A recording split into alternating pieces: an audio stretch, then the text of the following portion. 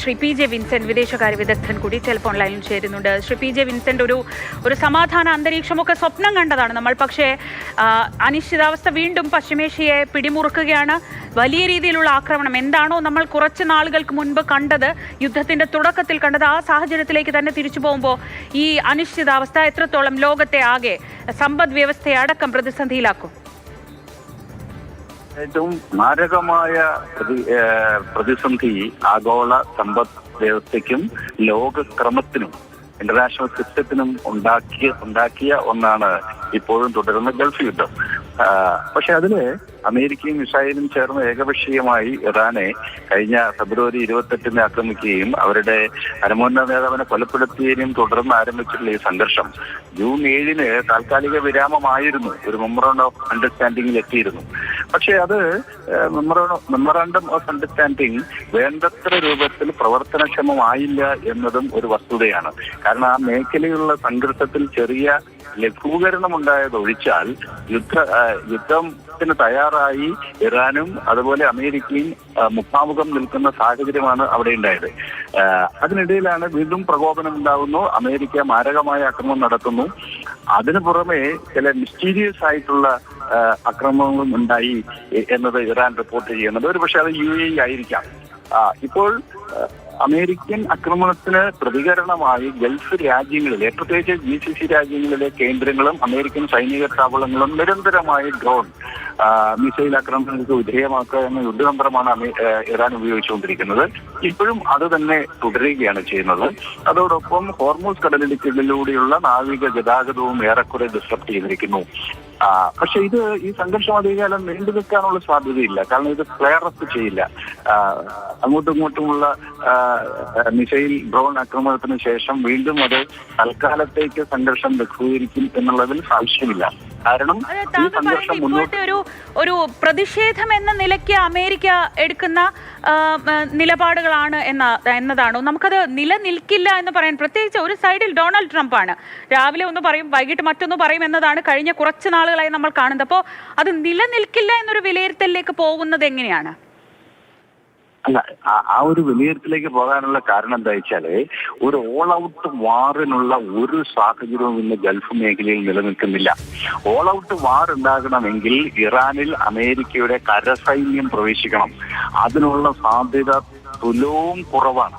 മാത്രവുമല്ല, ഇപ്പോൾ തന്നെ ഒരു അന്താരാഷ്ട്ര മാനങ്ങൾ കൈവരിച്ച ഒരു സംഘർഷ മേഖലയാണത്. ഇറാൻ ഒറ്റയ്ക്കല്ല. ഇറാന്റെ പിന്നിൽ റഷ്യയുണ്ട്, ചൈനയുണ്ട്, റീജിയണൽ പ്രോക്സികളുണ്ട്, മറ്റു പല രാജ്യങ്ങളും സജീവമായി രംഗത്തുണ്ട്. മാത്രവുമല്ല, ഈ ചൈനയും റഷ്യയും നൽകുന്ന കൃത്യമായ വിവരങ്ങളുടെ അടിസ്ഥാനത്തിലാണ് ഇറാന് ആക്രമണം നടത്താനും കഴിയുന്നത്. അപ്പൊ ഇത്തരം സാഹചര്യത്തിൽ ഒരു പശ്ചിമേഷ്യ മുഴുവൻ ഗ്രസിക്കുന്ന മാനങ്ങളിലേക്ക് ഈ യുദ്ധം മാറണമെങ്കിൽ അവിടെ കരസൈന്യം ഇടപെടണം. ഈ കടലിൽ നിന്നുള്ള മിസൈൽ ആക്രമണം, വ്യോമാക്രമണം എന്നതിനപ്പുറത്തേക്ക് ഇറാന്റെ മണ്ണിൽ അമേരിക്കൻ കരസൈന്യം ഇറങ്ങി ഒരു യുദ്ധത്തിനുള്ള സാധ്യത തുലവും വിരളമാണ്. അതുകൊണ്ട് ഈ ക്യാരറ്റ് ആൻഡ് സ്റ്റിക്ക് പോളിസിയാണ് ഇപ്പൊ അമേരിക്ക അവിടെ പിൻപറ്റുന്നതെന്നാണ് ഞാൻ മനസ്സിലാക്കുന്നത്. അമേരിക്കയ്ക്ക് അനുകൂലമായൊരു നിലപാടെടുത്താൽ അപ്പോൾ തന്നെ ഞങ്ങൾ സമാധാനത്തിലേക്ക് പോകുന്നു, നിങ്ങളുടെ ഉപരോധം പിൻവലിക്കുന്നു എന്നൊക്കെ പറഞ്ഞ് പോസിറ്റീവായിട്ടുള്ള ഒരു കാര്യം പറയും. അതേസമയം ഇറാൻ ഒരു ഡെഫിയന്റ് മൂഡിലേക്ക് വരുമ്പോൾ ഉടനെ തന്നെ അവിടെ ആക്രമണം നടത്തും. ഇങ്ങനെയുള്ള ഒരു പ്രത്യേകതരം സ്ട്രാറ്റജിയാണ് അവിടെ അമേരിക്ക പിന്തുടരുന്നത്. അത് ഈ ട്രംപിന്റെ നയം പുറമേ നിന്ന് നോക്കുമ്പോൾ ഭ്രാന്തമാണ് എന്ന് നമുക്ക് തോന്നുമെങ്കിലും there is a method in his madness. അദ്ദേഹത്തിന്റെ ഈ മാഡ്നസിൽ തന്നെ ഒരു മെത്തേഡ്, ഒരു കൃത്യമായ രീതി നമുക്ക് കാണാൻ സാധിക്കും. അപ്പോ ട്രംപ് ഓൾവേസ് ഔട്ട് എന്നുള്ള പറയുക, ഇപ്പോ തകർത്തു എന്ന് പറയും, എന്നിട്ട് ആ സന്ദർഭമായപ്പോൾ പിന്മാറും. അത് അദ്ദേഹത്തിന്റെ ഒരു സവിശേഷമായ സ്ട്രാറ്റജിയാണ്. അതുകൊണ്ട് ഓൾ ഔട്ട് വാറുണ്ടാവാനുള്ള സാധ്യതയില്ല.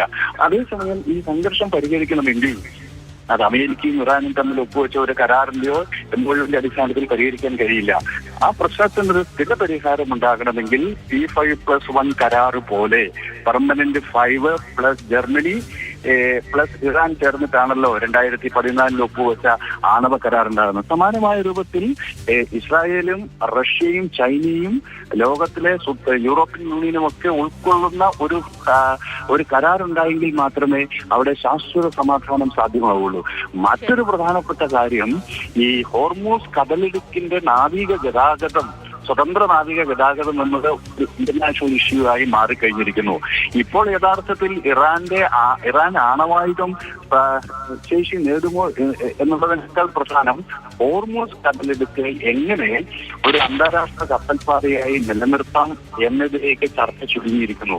ഇവിടെ പ്രസക്തമായ കാര്യം മനുഷ്യനിർമ്മിതമായ സൂയസ് കനാലും പനാമ കനാലിനൊക്കെ ചുങ്കം ഏർപ്പെടുത്താം.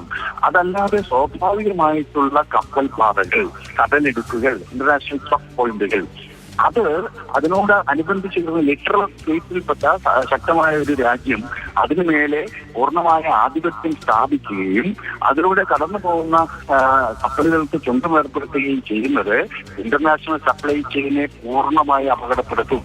അങ്ങനെ വരുമ്പോൾ ഇന്നത്തെ ഒരു ലോകക്രമം ആയിരിക്കില്ല ഉണ്ടാവുക. ഇപ്പൊ ഗൾഫ് ഓഫ് മലാക്ക വളരെ പ്രധാനപ്പെട്ടതല്ലേ, സിംഗപ്പൂർ സ്റ്റേറ്റ് എത്രയോ പ്രധാനപ്പെട്ടതാണ്. ഈ ഗൾഫ് ഹോർമസ് കടലിടുക്കിനേക്കാളൊക്കെ പ്രധാനപ്പെട്ടതാണ്. ലോകത്തിലെ 40% വരുന്ന കപ്പലുകൾ കടന്നു പോകുന്ന മാർഗമാണ്. അവരെ അതാത് രാജ്യങ്ങൾ നിയന്ത്രണം ഏർപ്പെടുത്താൻ തുടങ്ങിക്കഴിഞ്ഞാൽ അത് ഇന്റർനാഷണൽ യുദ്ധത്തിന്റെ തന്നെ അവസാനമായിരിക്കും. വളരെ നന്ദി ശ്രീ പി ജെ വിൻസെന്റ്.